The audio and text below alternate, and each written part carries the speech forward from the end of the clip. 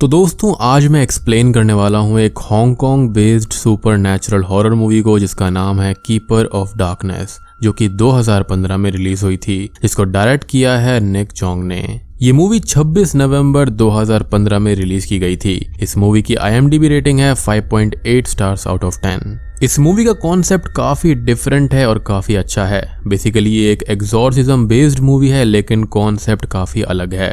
तो उम्मीद करता हूँ कि आपको ये वीडियो जरूर पसंद आएगी। तो वीडियो को देखने से पहले उसको लाइक कर दीजिए, कमेंट कर दीजिए जल्दी से और सब्सक्राइब कर दीजिए चैनल को। तो चलिए अब बिना किसी देरी के चलते हैं सीधा वीडियो की तरफ। मूवी की शुरुआत होती है 1976 में, जहां पर हम एक छोटे बच्चे को देखते हैं जो कि अपने घर में खेल रहा होता है और उसकी माँ घर में थोड़ा सा परेशान रहती है। वो बच्चा अब कुछ ड्राइंग कर रहा होता है कि तभी उसके ऊपर पानी आता है और वो ऊपर देखता है तो कोई भी नहीं होता और सीन यहाँ पर शिफ्ट हो जाता है। अब कहानी आती है 2015 में, जहाँ पर शॉप का ओनर अपनी शॉप बंद करके घर चला जाता है और उसकी जलती हुई सिगरेट ऐश ट्रे से नीचे गिर जाती है, जो कि एक चेयर पर गिरती है। लेकिन तभी अचानक से ही वहाँ पर एक गहरा काला स्मोक आ जाता है और वो स्मोक सब जगह पर फैल जाता है। तभी वहाँ पर शॉप में हम देखते हैं एक डिमोनिक स्पिरिट को, जिसके साथ में एक छोटी बच्ची भी होती है। अब दोस्तों वीडियो शुरू करने से पहले मैं आपको बताना चाहता हूं भारत के बिगेस्ट गेमिंग प्लेटफॉर्म विंजो के बारे में, जहां पर आप ludo, cricket, call break, pool जैसे 70 से ज्यादा गेम्स खेलकर जीत सकते हैं 50 लाख तक के कैश प्राइजेस। अब आप फ्री खेलो या फिर पेड, वो आपकी मर्जी है। और यही नहीं, यहाँ पर आप फैंटेसी टीम्स भी बना सकते हैं। सबसे बढ़िया बात यह है कि यहाँ पर बिल्कुल रियल प्लेयर्स आपको मिलेंगे, तो जीतना भी काफी इजी है और आप अपना सारा कैश प्राइज इजीली विड्रॉ कर सकते हो पेटीएम, UPI और बैंक ट्रांसफर के जरिए। वैसे यहाँ पर विंजो स्टोर भी है, जहाँ पर मिलेंगे फ्री फायर डायमंड्स इंडिया में चीपेस्ट प्राइस पर, और आप बिगेस्ट ब्रांड्स जैसे कि मिंत्रा, हॉटस्टार, डोमिनोज एटसेट्रा के डिस्काउंट कूपन्स भी खरीद सकते हो। सो पैसा जीतो भी और पैसा बचाओ भी। बाकी यहाँ पर KTM, रॉयल एनफील्ड, iPhone 13 भी मिल रहा है रोज स्पिनर घुमाने पर। और सबसे बढ़िया बात यह है कि अगर आप डिस्क्रिप्शन में दिए गए लिंक से विंजो को डाउनलोड करेंगे तो आपको 50 रुपीज का बोनस मिलेगा भी। तो जाओ और जल्दी से डाउनलोड करो। वो दोनों ही स्पिरिट्स अब वहां से बाहर जाने लगती है और उस शॉप में आग लगने लगती है, जिससे कि वो शॉप जलकर राख हो जाती है। अब अगले सीन में हम देखते हैं वोंग फाई को, जो कि अपने दोस्त जोंग के साथ में एक घर में आया हुआ था। यहाँ पर फाई एक एग्जॉर्सिस्ट होता है और वो यहाँ पर एक लेडी पर एग्जॉर्सिज्म करने आया था, जिसको एक बच्ची की स्पिरिट ने पजेस कर रखा था और इन चीजों को जोंग रिकॉर्ड भी कर रहा था। अब उस पजेस्ड लेडी के अंदर की जो स्पिरिट थी वो ये बोलती है कि वो यहाँ से कहीं नहीं जाएगी और वो हमेशा इस लेडी के साथ में ही रहेगी और वो अपनी माँ को मिस करती है। फाई पहले तो उसे समझाता है, फिर वो उस लेडी को थोड़ा टॉर्चर करता है, जिससे कि वो बच्ची वहां से जाने के लिए बोल देती है और चली भी जाती है। फाई उस लेडी और उसके हस्बैंड से ये घर छोड़कर कहीं और जाने का बोल देता है, जिस पर वो लोग मान जाते हैं। अब वो दोनों घर जाने लगते हैं, जहां पर जोंग ये बोलता है कि क्या वो लेडी पजेस थी, जिस पर फाई बोलता है कि असल में वो मेंटली बीमार थी, जिस पर जोंग ये बोलता है कि वो तो साइकाइट्रिस्ट है, जिस पर फाई ये बोलता है कि वो भी पागल हो सकते हैं और यहाँ पर कोई भी स्पिरिट या फिर गोस्ट जैसी कोई भी चीज उसको फील नहीं हुई और ना ही दिखाई दी। अब असल में यहाँ पर फाई के पास में थर्ड आई है, जिससे कि वो भूत प्रेतों को इजीली देख सकता है और उनसे कम्युनिकेट भी कर सकता है। और ये जो थर्ड आई वाला कॉन्सेप्ट है वो हमने थर्ड आई वाली मूवी के अंदर ही देखा था, यानी कि माता बाटिन मूवी में। उसके 2 पार्ट्स हैं, मैं उनको ऑलरेडी एक्सप्लेन कर चुका हूं। अगर आपने मिस कर दिया है तो जाकर देख लेना। उन दोनों ही वीडियोस का लिंक आपको नीचे पिन्ड कमेंट में मिल जाएगा। लेकिन यहाँ पर इस थर्ड आई के कॉन्सेप्ट को डिफरेंट तरह से इस्तेमाल करा गया है। अब फाई को उस बिल्डिंग से उतरते टाइम वही स्पिरिट्स दिखाई देती हैं जिसको हमने मूवी की स्टार्टिंग में देखा था, यानी कि उस शॉप के अंदर। अब फाई को यहाँ पर उस स्पिरिट के पास्ट के विजन्स भी आते हैं, जिसमें हम एक आदमी और उसकी बेटी को आग में जलता हुआ देखते हैं, जो किसी जगह पर फंसे हुए थे और बाहर नहीं निकल पा रहे थे। अब वो स्पिरिट वहां से गायब हो जाती है और फाई वहां से बाहर आ जाता है। अगले सीन में हम देखते हैं शी लिन फोंग को, जो कि एक जर्नलिस्ट होती है और वो फाई के उस लेडी वाले एग्जॉर्सिज्म की वीडियो देखती है जिसको किसी ने वायरल कर दिया था। शी लिन एक डायरेक्टर के पास में थी जिसको वो वीडियो दिखाती है और वो डायरेक्टर उससे बोलता है कि ये एग्जॉर्सिज्म झूठ भी हो सकता है और अगर झूठा भी है तो एक्टिंग बहुत ही लाजवाब है, तो उनको फाई से कांटेक्ट करना चाहिए क्योंकि ऐसी चीजें वायरल जल्दी होती हैं। एक डायरेक्टर के लिए ये चीज तो एक डायमंड जैसी थी। अब सेट पर तभी अचानक से ही कोई चीज कैमरा को ब्लॉक कर देती है, जिसको डायरेक्टर चेक करवाता है, लेकिन अचानक से ही कैमरा के सामने वाली चीज गायब हो जाती है। अब अगले सीन में शीलिन सोशल मीडिया के थ्रू यहाँ पर जोंग से चैट करती है और उससे फाई का इंटरव्यू लेने की बात करती है, जिस पर जोंग हाँ कर देता है कि वो इंटरव्यू करवा देगा, क्योंकि जोंग यहाँ पर बहुत ही बड़ा लड़कीबाज होता है उसके बाद में शीलिन फाई से मिलने जाती है, जहाँ पर उसको जोंग मिलता है जो उससे फ्लर्ट करता है कि वो इंटरव्यू करवा रहा है तो उसको कुछ फेवर दो, और उसके पास भी थर्ड आई है एंड ऑल। लेकिन शीलिन उसकी बात नहीं सुनती और डायरेक्टली फाई के पास में चली जाती है और उससे बोलती है कि फाई का इंटरव्यू वो लेना चाहती है, जिस पर फाई इंटरेस्टेड नहीं होता। अब तभी वहां पर एक स्पिरिट आ जाती है जिसको फाई भगाने की कोशिश करता है, और वो स्पिरिट शीलिन को परेशान करके जमीन पर गिरा देती है और फाई उस स्पिरिट को वहां से भगा देता है। शीलिन फाई से बोलती है कि उसके पास स्पेशल एबिलिटीज है तो वो दुनिया को दिखाना चाहिए, जिस पर फाई ये बोलता है कि उसको ऐसा कोई भी शौक नहीं है और शीलिन भी ऐसी चीजों से दूर रहे। अब तभी फाई वहां से चला जाता है, लेकिन शीलिन बहुत ही ज्यादा खुश हो जाती है क्योंकि उसको फाई की जो स्पेशल एबिलिटीज थी वो दिख गई थी। अब फाई और जोंग एक जगह पर जाते हैं जहां पर फाई रेगुलरली आता है और स्पिरिट्स के लिए कैंडीज फेंकता है।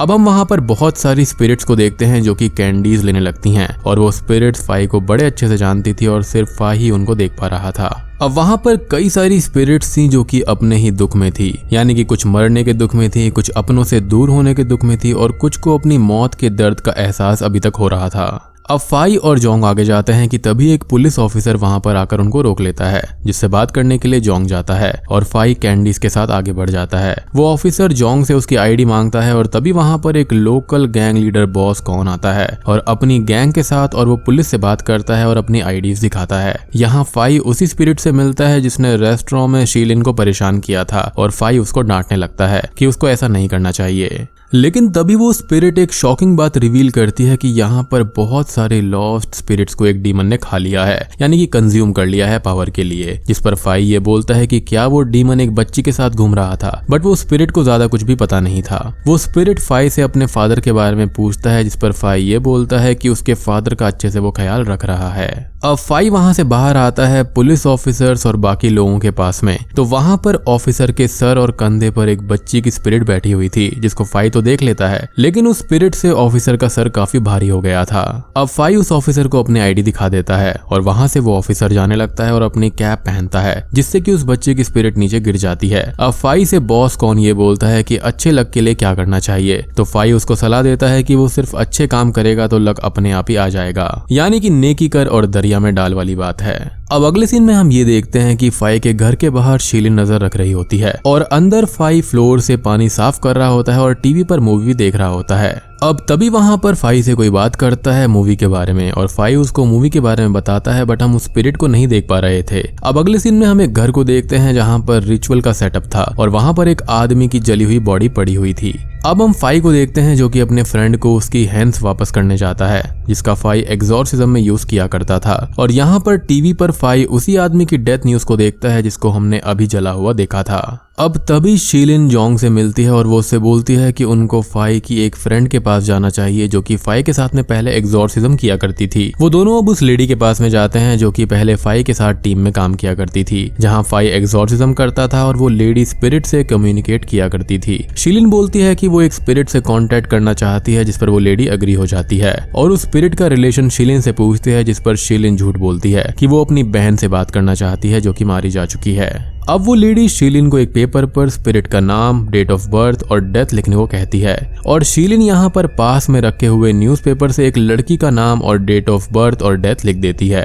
अब वो लेडी जो होती है वो स्पिरिट को समन तो कर देती है, जिसको यहाँ पर शीलिन रिकॉर्ड करना चाहती थी, लेकिन ये स्पिरिट यहाँ पर शीलिन को ही पजेस कर लेती है। वो स्पिरिट बहुत ही ज्यादा डरी हुई थी कि उसको यहाँ पर क्यों लाया गया है, और अब शीलिन रोते हुए बाहर चली जाती है और फ्यूल स्टेशन पर जाकर फ्यूल पीने ही वाली होती है, लेकिन फाई वहां पर आकर उसको रोकने लगता है। और हम यहाँ पर एक फ्लैशबैक देखते हैं कि एक आदमी उस लड़की के साथ में जबरदस्ती कर रहा था और वो लड़की उससे बचकर भागती है, लेकिन एक कार एक्सीडेंट में उसकी मौत हो जाती है। तभी फाई एक हल्का सा इलेक्ट्रिक शॉक देकर शीलिन को शांत करता है। अब फाई उस स्पिरिट से बोलता है कि वो शीलिन को हर्ट ना करे और फाई उसकी हेल्प कर देगा। वो स्पिरिट अपने बारे में बता देती है। अब हम देखते हैं एक आदमी को जो कि गुड लक देने के नाम पर लड़कियों को मोलेस्ट किया करता था, यानी कि जो फर्जी ढोंगी बाबा वगैरह होते हैं उस टाइप से। और वहां पर अब बॉस कौन अपनी गैंग के साथ में आता है और उस आदमी को पीटने लगता है और उसकी वाइफ को भी पीटता है। तभी फाई भी वहां पर आता है जो उस लड़की का फोन ढूंढता है जिसमें इस आदमी के बारे में सब कुछ रिकॉर्डेड था, वो कैसे लड़कियों को मोलेस्ट किया करता था। और फाई उस फोन को बॉस कौन को देकर उस आदमी को और उस फोन को पुलिस को देने के लिए भेज देता है, ताकि वो आदमी जेल जाए और किसी लड़की के साथ में भी गलत ना कर पाए। साथ ही साथ फाई यहाँ पर उस लड़की को जिसको रिसेंटली वो आदमी मोलेस्ट करने ही वाला था उसको भी घर भेज देता है। अब फाई और जोंग हॉस्पिटल जाते हैं शीलिन से मिलने, जहाँ पर फाई शीलिन को समझाता है कि वो किसी स्पिरिट को ऐसे परेशान ना करे क्योंकि उनको भी रेस्पेक्ट देना जरूरी है और वो भी एक टाइम पर इंसान थे और हम भी कभी ना कभी स्पिरिट या फिर गोस्ट में जरूर बदलेंगे। शीलिन यहाँ पर फाई से थोड़ा मजाक करती है जिससे कि वो थोड़ा सा स्माइल करता है और वो ये बोलता है कि अब वो उसको परेशान ना करे। और तभी जोंग यहाँ पर दोनों से ही गुस्सा हो जाता है कि वो आपस में फ्लर्ट कर रहे थे और ये थोड़ा सा फनी सीन होता है। अब अगले सीन में शीलिन फाई के घर जाती है जहाँ पर फाई नहीं था और वहाँ डोर लॉक्ड होता है जो कि अपने आप ही ओपन हो जाता है और शीलिन घर के अंदर चली जाती है। अब घर के अंदर शीलिन जाती है और डोर अपने आप ही लॉक हो जाता है। जी हाँ, अब घर में हलचल शुरू हो जाती है। वहाँ पर शीलिन एक फोटो को देखती है जिसके अंदर लेडी मूव होने लगती है जिससे कि शीलिन बहुत ही ज्यादा डर जाती है। अब तभी शीलिन वहाँ से भागने की कोशिश करती है लेकिन अब हर जगह से अजीब आवाजें आने लगती हैं और किसी की लाफिंग भी सुनाई देती है। अब शीलिन को एक पानी से भीगी हुई स्पिरिट हॉन्ट करती है जिससे शीलिन बहुत ही ज्यादा डर जाती है और खुद को बचाकर वहाँ से भाग जाती है। अगले सीन में फाई घर आता है तो वही भीगी हुई स्पिरिट उसके पास में आती है जिससे फाई बोलता है कि वो यहाँ पर क्या कर रही है, तो वो बोलती है कि वो यहाँ पिछले 60 साल से रह रही है। और दोस्तों आपको स्टार्टिंग का सीन याद होगा जहाँ पर एक बच्चा खेल रहा था और उसके ऊपर पानी गिरने वाला था, तो वहाँ पर ये वही स्पिरिट थी और वो छोटा बच्चा कोई और नहीं बल्कि फाई था। जी हाँ, अब असल में यहाँ पर इस स्पिरिट का नाम शेर होता है जो कि यहाँ पर रहती थी फाई के साथ में और उसका फाई के साथ में काफी क्लोज बॉन्ड होता है। शेर यहाँ पर फाई को बताती है कि यहाँ उसकी फ्रेंड आई थी जिसके साथ शेर ने थोड़ी मस्ती कर ली। शेर और फाई आपस में बात करते हैं जहाँ पर हम फाई का फ्लैशबैक देख पाते हैं जहाँ पर वो अपनी मॉम के साथ में रहा करता था इसी घर में और उनकी फाइनेंशियल कंडीशन बहुत ही ज्यादा खराब थी, मतलब कि उनके पास में कुछ भी नहीं था। यहाँ पर फाई की माँ हमेशा बहुत परेशान रहा करती थी जैसा कि हमने स्टार्टिंग में देखा था और फाई भी हमेशा दूसरे बच्चों को कुछ ना कुछ खाते हुए देखता रहता था।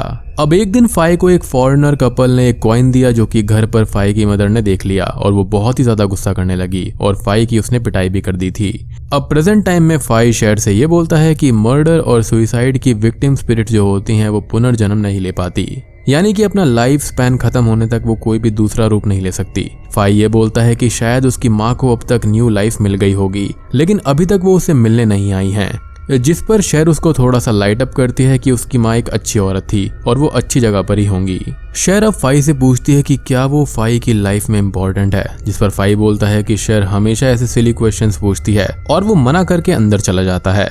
अब वो दोनों बाहर घूमने जाते हैं जहाँ पर वो दोनों आपस में बात कर रहे होते हैं और फाई को एक घर में स्पिरिट एक फैमिली के साथ में दिखाई देती है जिनको वो डांट कर भगा देता है। अगले सीन में घर जाते हुए शेर फाई से बोलती है कि उसको अब एग्जॉर्सिज्म छोड़ देना चाहिए क्योंकि उसके प्रोटेक्शन टैटू के लिए अब कोई भी जगह नहीं बची है उसके शरीर पर। मतलब कि फाई अपनी बॉडी पर इतने सारे टैटूज एक एग्जॉर्सिज्म के लिए बनाता था जो कि ये इंडिकेट करता है कि फाई ने बहुत सारे लोगों की मदद करी है और उसके द्वारा इतने सारे एग्जॉर्सिज्म करे गए हैं।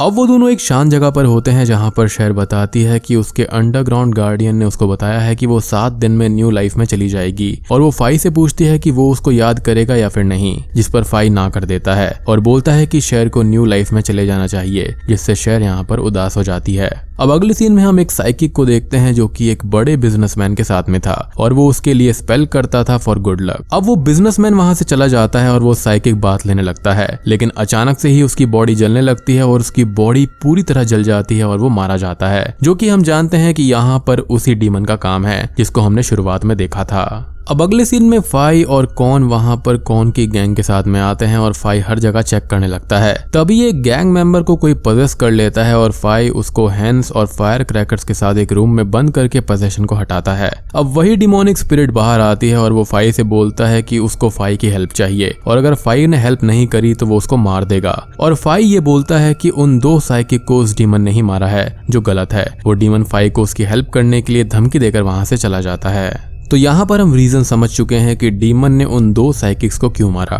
बेसिकली वो उनसे भी हेल्प चाहता होगा लेकिन वो उसकी हेल्प करने में असमर्थ रहे होंगे, जिसकी वजह से उसने उनको मार दिया। अब फाई और जोंग शीलिन के पास में जाते हैं क्योंकि वो एक जर्नलिस्ट है तो वो पता लगा सकती है इस चीज के बारे में। फाई वहां पर बताता है कि वो आदमी अपनी बच्ची के साथ में चला था जैसा विजन्स में फाई ने देखा था और उसकी वाइफ भी वहीं पर चली होगी। फाई अब ध्यान से विजन्स को याद करता है तो उसको दिखाई देता है कि वहां पर डेंटल साइंस थे, ड्रग्स एडिक्टेड लोग थे और बाकी कुछ चीजें जिनसे कि वो लोग उस जगह का अंदाजा लगा सकते हैं। शीलिन अब पुरानी से पुरानी न्यूज ढूंढने लगती है और फाई को याद आता है एक न्यूज़पेपर के बारे में जो कि 1969 का था और इससे वो लोग पता लगा लेते हैं पुराने न्यूज़पेपर डेटाबेस से कि वो आदमी एक फायर एक्सीडेंट में मारा गया था। बट फाई ने विजन में मेन डोर को एक चेन से लॉक्ड देखा था, मतलब कि ये एक्सीडेंट नहीं था, किसी ने उनको मारा था। शीलिन बोलती है कि वो ओल्ड पुलिस डेटाबेस से इसके बारे में सारी जानकारी निकाल लेगी। अगले सीन में फाई अपने घर पर होता है जहां पर शहर उसको बताती है कि उसने न्यू लाइफ में जाने से मना कर दिया है और वो फाई के साथ में रहना चाहती है, जिस पर फाई गुस्सा होता है और बोलता है कि वो मरने के बाद में गोस्ट बनेगा और वो दोनों ही एक दूसरे का इंतजार ही करते रहेंगे, मिल नहीं पाएंगे। और अगर शहर न्यू लाइफ में नहीं जाती तो वो फंसी ही रहेगी हमेशा।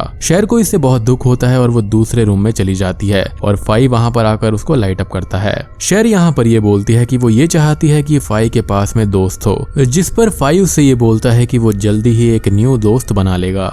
अब फाई वहां से बाहर चला जाता है और एक लड़की के पास में जाता है जो कि शहर ने बताई थी, जिसके पास में भी थर्ड आई है। बट वो लड़की फाई को अच्छी नहीं लगती। अब शहर वहां से अपना काम निपटाने चला जाता है और शहर शीलिन के पास में जाती है और उसको पहले तो अपनी स्टोरी बताती है, जहां पर हम ये देख पाते हैं कि शहर का अपने बॉस से अफेयर था और उसकी वाइफ ने शहर को धमकाया, टॉर्चर किया, मारा पीटा और शहर ने दुख में सुसाइड कर लिया था अपने घर के ही बाथटब में, वो भी अपनी रिस्ट को काटकर। लेटर ऑन उस घर में फाई और उसकी माँ रहने आए और फाई शुरू से ही थर्ड आई की वजह से स्पिरिट्स और गोस्ट को देख सकता था, तो वो शहर को देख सकता था और उन दोनों की ही तब से दोस्ती हो गई थी।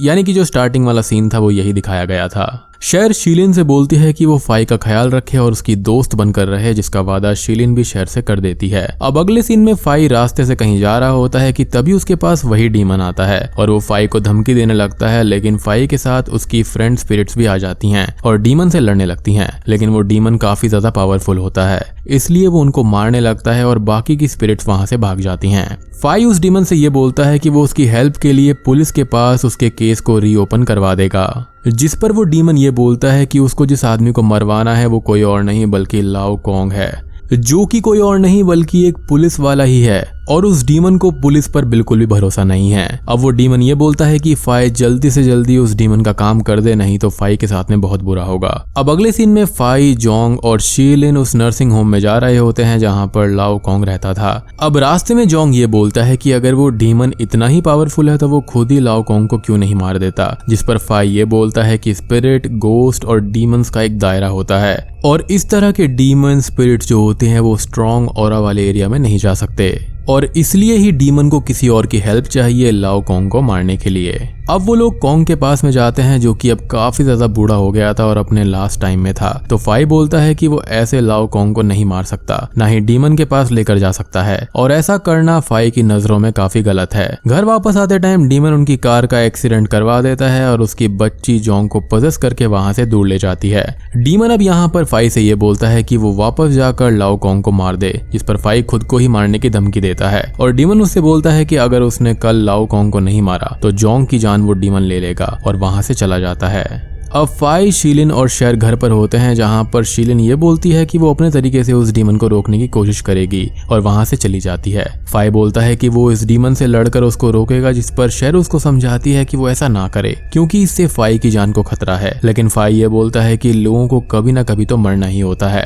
अब वो वहां से बाहर जाने लगता है, लेकिन तभी उसको कुछ हो जाता है और बाहर खड़ी हुई कार्स के ग्लास को वो तोड़ने लगता है, जिसके बाद में पुलिस उसको पकड़ कर ले जाती है। लेकिन बॉस कौन उसको बेल दिलवाता है। पुलिस स्टेशन के बाहर शहर भी होती है और फाई उसको बोलता है कि उसने अपनी माँ को सुसाइड करते हुए देखा है और वो किसी मासूम को नहीं मरने दे सकता, इसलिए वो जो कर रहा है वो बिल्कुल सही है। और वो शहर से ये बोलता है कि वो भी सबके बारे में सोचे और सबके भले के बारे में सोचे। अब फाई और शहर शीलिन के पास में जाते हैं जो कि एक एग्जॉर्सिस्ट से उस डीमन को खत्म करवाने आई थी, लेकिन उस डीमन ने उस एग्जॉर्सिस्ट को ही पदस कर लिया था और अब वो एग्जॉर्सिस्ट फाई पर अटैक करता है, जिससे फाई खुद को बचाते हुए उस डीमन को बाहर निकाल देता है। डीमन अब फाई को जान मारने वाला होता है, बट शहर बीच में आकर फाई को बचा लेती है और वो डीमन वहां से चला जाता है। अगले सीन में फाई और शीलिन घर पर होते हैं और फाई डिसाइड करता है कि वो स्पिरिट वर्ल्ड में जाएगा उस डीमन की वाइफ को ढूंढने के लिए, क्योंकि उसकी वाइफ उस डीमन को रोक सकती थी। फाई खुद को अनकॉन्शियस करके शहर के साथ स्पिरिट वर्ल्ड में चला जाता है और जहां पर बहुत सारी स्पिरिट्स और इविल गोस्ट उस पर अटैक करते हैं, जिससे फाई खुद को बचाता है। शहर दूसरी ओर चली जाती है डीमन की वाइफ को ढूंढने और यहाँ पर फाई को अपनी माँ के बुलाने की आवाज आती है और हम एक फ्लैशबैक देखते हैं जिसमें उसकी माँ अपनी लाइफ को एंड करने वाली थी फाई के साथ में, लेकिन शहर उसको रोक देती है और फाई बच जाता है। लेकिन फाई की मदर बिल्डिंग से कूदकर अपनी जान दे देती है। तो बेसिकली यहाँ पर शहर ने ही उसको बचाया था बचपन में। अब यहाँ पर फाई स्पिरिट वर्ल्ड में आगे जाता है तो उसको अपनी मॉम दिखाई देती है जो कि फाई से बोलती है कि उनको साथ में मरना चाहिए था और यही डेस्टिनी थी जिसको शेर ने रोक दिया। तो अब फाई अपनी माँ के पास में वापस आ जाए और फाई यहाँ पर बोलता है कि सामने उसकी माँ नहीं है क्योंकि उसकी माँ ने कभी भी स्माइल नहीं करी थी। अब उसकी माँ का रूप लिया हुआ गोस्ट बॉस जो था वो फाई के पास आने लगता है अपने गुलाम भूतों के साथ में और अब तक शेर वहाँ पर आ जाती है जिसको डीमन की वाइफ मिल गई थी और वो लोग वहाँ से बाहर आ जाते हैं यानी कि उस स्पिरिट वर्ल्ड से। अब फाई उस डीमन जिसका रियल नेम यहाँ पर हार्क होता है वो उससे मिलता है और उससे बोलता है कि जो कहानी हार्क ने बताई थी उसकी फैमिली को मार दिया गया था वो पूरा सच नहीं था। और दोस्तों अब यहाँ पर खुलते हैं असली पत्ते।